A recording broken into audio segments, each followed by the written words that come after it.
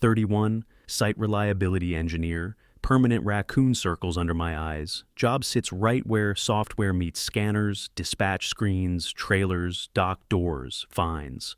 Most nights, I'm just babysitting integrations before tiny hiccups turn into expensive disasters.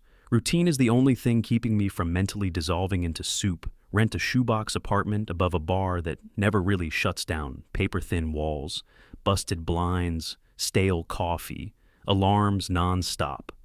Company sells warehouse and routing software to businesses. Nobody brags about dull industry on the surface. Insanely profitable. Absolute chaos. If anything breaks when our systems choke, trucks freeze, clients start throwing around lawsuit threats. Because of that, our tech culture is blunt, cautious, and weirdly chill. Nobody has time for corporate theater when millions can vanish before morning. Then leadership brings in Delaney, VP of culture, belonging, transformation, whatever she's. Like 35, polished, speaks like she's always on stage, intro email, full of pastel slides and phrases about repair and brave accountability. One line says, masculine urgency creates invisible harm in collaboration. Another promises emotionally safe communication, standards across all operations. Then come the mandatory trainings, then surveys, then language calibration sessions. Skipping those locks you out of incident channels, which basically means you can't do your job. That part alone makes my stomach knot up. Monday hits, new posters everywhere by elevators and meeting rooms. Belonging starts with language, next to smiling cartoon coworkers. Safety moves slower than domination, in giant purple font. Coworkers glance, fake a smile, walk faster. I sit down, open dashboards, try to disappear into metrics on-call schedule. Shows my name again tonight. Rent's due Thursday. So, yeah, plan is keep head down and comply company-wide. Meeting starts, cameras on, everyone nodding like robots. Delaney talks soft, like she's reading from some sacred text about harm slides, show vague male silhouettes looming over smaller, scared figures. She promises measurable safety, enforceable standards, restorative outcomes. My manager Ross nods along like, please just survive this quietly. Chat fills with heart emojis like forced applause, pager buzzes. I mute and check alerts under the desk, jump back in, just in time to hear her say, fast replies can feel dismissive, which is great because my entire job is replying fast when things are on fire, meeting wraps. I assume it'll fade into background noise. Nope. DM pops up, asking for a one-on-one before lunch. Delaney says my body language looked closed, guarded, resistant during training. Apparently posture is evidence now. I accept, swallow the irritation. Her office is all glass, spotless, somehow colder than a server rack. She's got a notebook, and that practiced executive smile doesn't reach her eyes. I keep my hands where she can see them. She asks how I connect with vulnerability in the technical collaboration. I answer carefully, say, clarity matters. When incidents escalate, her pen stops. She says clarity can be a mask for male control that hits clean. I relax my face, ask calmly what success would look like for someone handling nightly emergencies. She tilts her head, says, success means people feel safe. First then adds men often mistake efficiency for entitlement to direct others. I ask if this is about my role or just me being a guy. Her smile tightens, says, my question prioritizes comfort over accountability. I leave flushed, embarrassed, already exhausted, thinking about more of this. Get back to my desk, new calendar invite waiting, right over my on-call hours. Tone coaching session required. No reschedule permitted. Perfectly overlaps with nightly batch jobs that love breaking. I message her, explain. I'm on production support tonight. She replies, safety work outranks convenience, discomfort, and outdated habits. Last line calls my concern. A predictable defensive pattern, just stare at the screen, realizing she can say whatever she wants. Go to the kitchen, breathe slowly, next to stale granola and Orange's phone buzzes again. Client integration starting to lag. Hard pull-up, dashboards, queue depth climbing, error rates rising fast. Jump into incident chat, start assigning quick tasks. 2 people join, we move clean, no nonsense graphs, finally level out. Relief lasts maybe half a minute, then another email drops into my inbox. Subject, Safety concern regarding incident communication, style, and impact. Complaint says, my tone felt cold, abrupt, emotionally unsafe.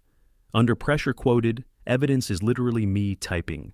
Please restart connector 3 immediately. No insults, no attitude, nothing personal, just direct somehow that gets translated into a microaggression against collaborative emotional labor. Just stare at it like it's a joke that forgot the punchline, forward everything to Ross. With a short explanation, he calls me like 5 minutes later, sounds exhausted before he even says, hello. Tells me leadership is fully behind these culture initiatives, now says cooperation matters more than anything. I ask what exactly I did wrong during that incident. He sighs, says feelings are subjective, so adaptation is what counts, call ends, and it's obvious he's not going to back me up. Drive home gripping the steering wheel way tighter than needed. Get upstairs, eat leftovers, patience completely gone crash for a bit until an alert drags me out of sleep. Stumble to the laptop, half-awake small replication issue. Fix it quick, but the dread sticks around. Even after it's resolved, morning hits with the coaching session. Walk in already tired enough to feel shaky, facilitator, read straight off a script about urgency, dominance, masculine communication, debt, treating urgency. Like it's a moral failure almost makes me laugh. I don't just nod, slow my speech, promise to sound warmer during incidents later. Get an email thanking me for growth, humility, self-awareness. Next paragraph schedules another workshop and calibration session for Thursday. Attachments include a prohibited phrases matrix with color-coded risk levels. Words like actually, obviously, clearly, just all flagged as harmful. Even some incident templates labeled too directive, potentially re-traumatizing under pressure. Thursday shows up, workshop feels like group confession, but everyone has a company laptop. Delaney runs it, soft praise when people comply, sharper smile when they hesitate. Rules: no interrupting, no strong statements, no confident language during reflection. Every time she says confident, she's looking straight at the guys I play along, talk less. Cushion every sentence with extra politeness, immediately notice. Response times: getting worse takes longer to type safely than to actually fix things. One client emails warning about slower acknowledgments and possible penalties. I forward it to Ross, suggest we prioritize incident speed. Ross just sighs, again says values come first, operations will adjust. Eventually anger spikes hard, but Rent doesn't care about principles.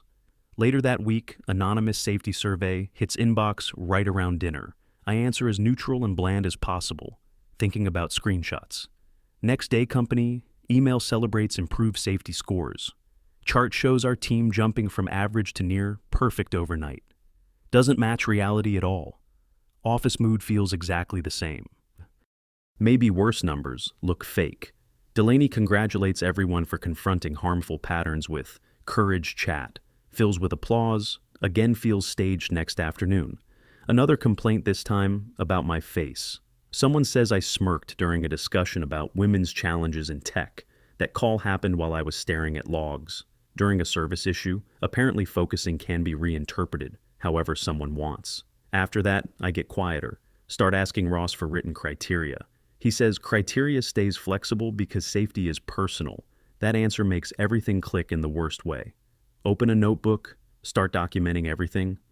Dates, messages, invites.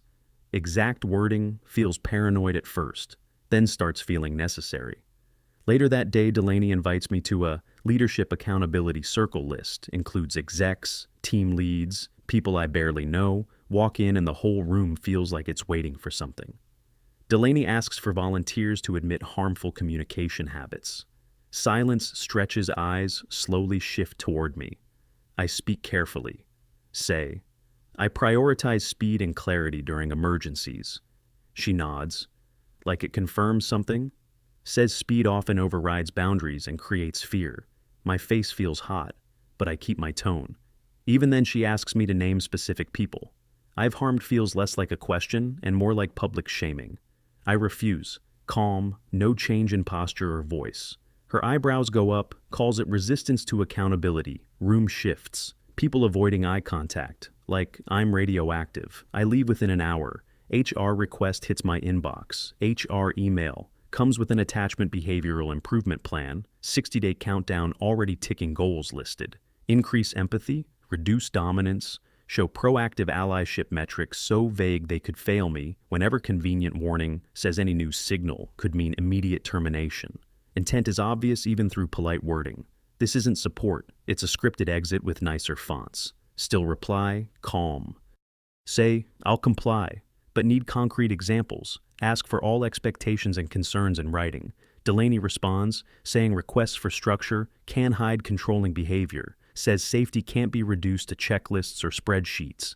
Copy her message straight into my log. Close email, slowly. Later that day, payroll hits. My quarterly bonus is missing. Stare at the number. Start doing math for rent, food, loans, gas. Feels like someone shoved a fist into my chest.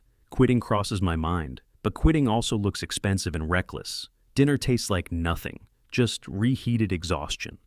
Remember something my dad used to say when I was a kid? Document everything before someone rewrites reality on you. So I keep going: screenshots, exports, timestamps, everything dated. Work quietly, shifts me into permanent night coverage. No explanation projects disappear, replaced with cleanup work.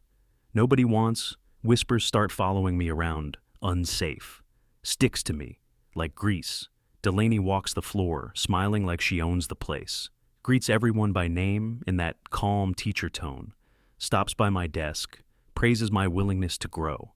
I smile back because anything else could become evidence. Every message I send feels like diffusing a bomb with emojis. Clients keep complaining, slow acknowledgements causing confusion, penalties stacking up, another warning, email hits about credits and fines. I send it to Ross, suggest protecting on-call time from meetings. He replies not to challenge culture leadership during transformation. Facts don't matter anymore. Fear outranks keeping systems running. That evening, Priya from Analytics messages me. Carefully, even her "hey" feels hesitant.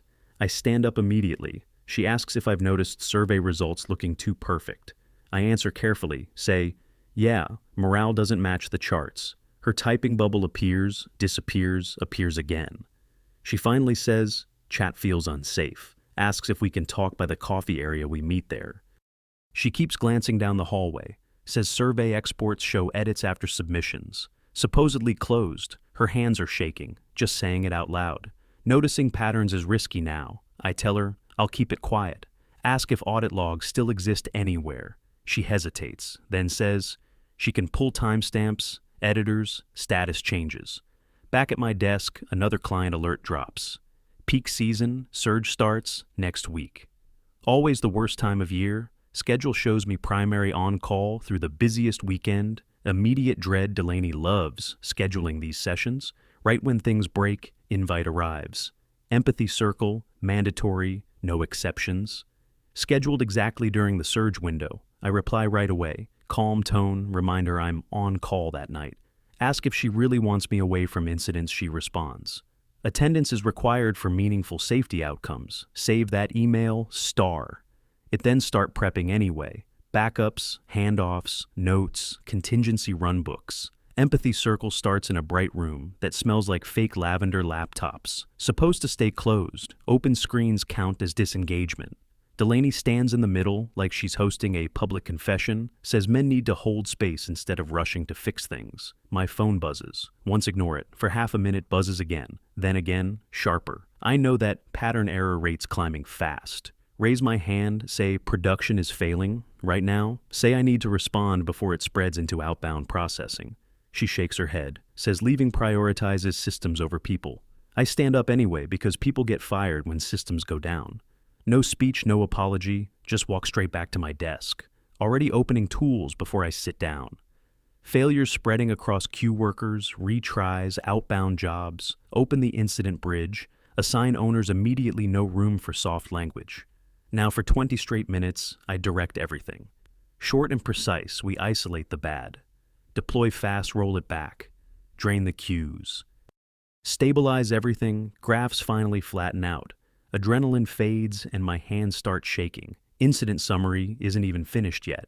Email from Delaney hits, says, I disrupted a safe space through aggressive withdrawal, claims. I caused harm by leaving during a vulnerable discussion. CC'd leadership, HR, Ross maximum blast radius. I reply, once attach her earlier email saying attendance was mandatory. Despite on call, write that her directive created operational risk, penalties, and predictable client impact. Hit send. Knowing there's no undo button. Later Ross calls, sounds both pissed and scared, says leadership hates the optics of my tone. I remind him, I warned everyone in writing beforehand. He tells me to stop documenting like a lawyer and just show trust. Call ends. Trust feels like a cut, cable in the rain. I put together a clean timeline, invites, warnings, outages, complaint emails, send copies off network, because this doesn't feel safe anymore. Sleep is garbage, dreams about endless fluorescent hallways and alerts chasing me. Morning brings another anonymous complaint. Wording sounds almost identical to the others. Same phrases, same structure. Starts feeling less random. I request time with internal compliance, keep it neutral. Focus on operational risk and ethics. Quentin replies, gives me 15 minutes. That afternoon, his office is quiet, organized, binders everywhere, feels normal. For once I show him Delaney's email, pulling me off. Incidents during surge walk him through timeline, penalties, outages. His face stays neutral, but his eyes lock onto certain timestamps, asks for evidence, not opinions. Feels like oxygen. I mention patterns and a coworker with possible audit exports. He tells me, bring artifacts, logs, exact wording, only leave feeling lighter than I expected, before I even hit the elevator.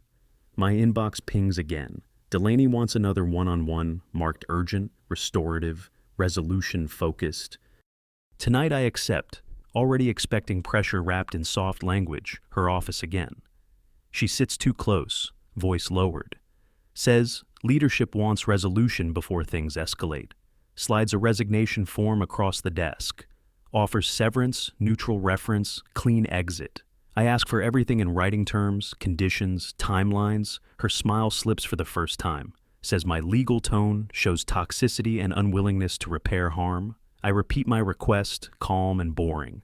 She pauses, nods, says she'll email details that night. Email arrives, soft language, corporate concern. One line says, complaint volume may continue. Otherwise, another hints, future references could be affected. I save it, export headers, send everything to Quentin. Note says it looks like pressure tied to controlled complaints. He replies in 10 minutes, tells me don't engage further, preserve everything, keep a replies short and factual, first time in weeks. I actually eat a real meal.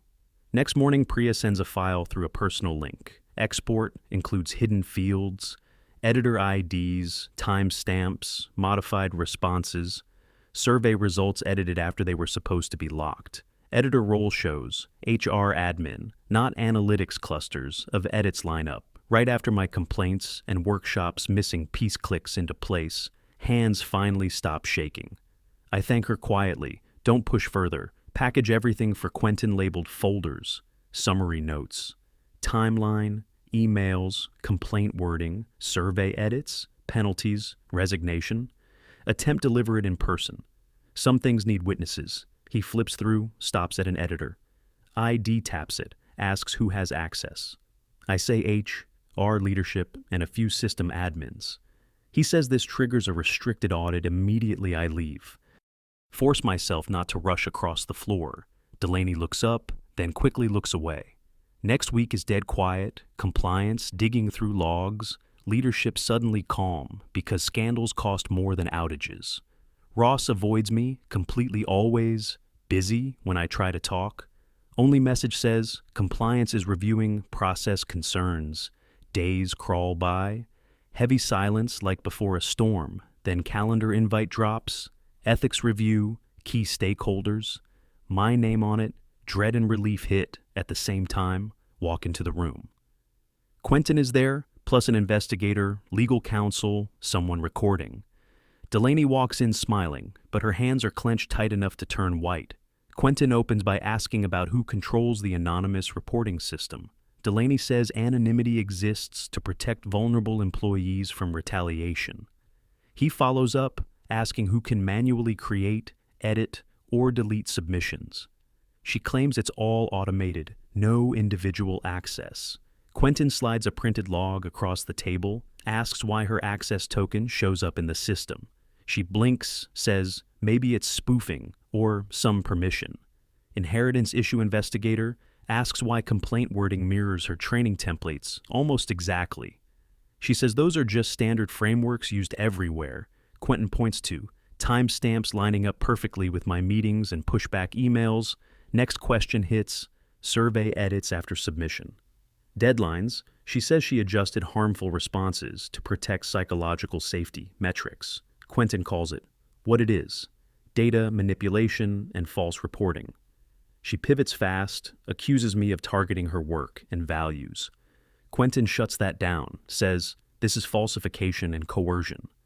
Ross gets pulled in, neck starts sweating, almost immediately. Answers get vague, then inconsistent, then nervous. Quentin asks why he ignored written warnings about outages and penalties. Ross admits he followed direction because he didn't want to look unsupportive. Fear was the system. And everyone paid with it. Meeting ends with access, revoked, and immediate removal from systems outside the room. Delaney mutters something about men punishing women. I don't respond. Logs already said. Everything. HR goes silent by Friday. There's an interim lead in place, company email. Announces Delaney is no longer employed. Effective, immediately vague, wording about policy violations and data. Integrity, heavy confidentiality, language, no details. They don't want headlines. Relief shows up, but feels thin after everything. 2 days later, new reporting policy rolls out quietly. Anonymous complaints now require validation before action. On-call time, officially protected from meetings and workshops, rule that should have existed from the start. Next payroll, my missing bonus is back. No explanation, no apology. They new coworkers start talking to me normally again. Some quietly apologize for buying into the unsafe label. Others pretend nothing happened. Somehow worse, Ross keeps his job. That sticks with me longer than it should. Quentin thanks me privately for staying factual.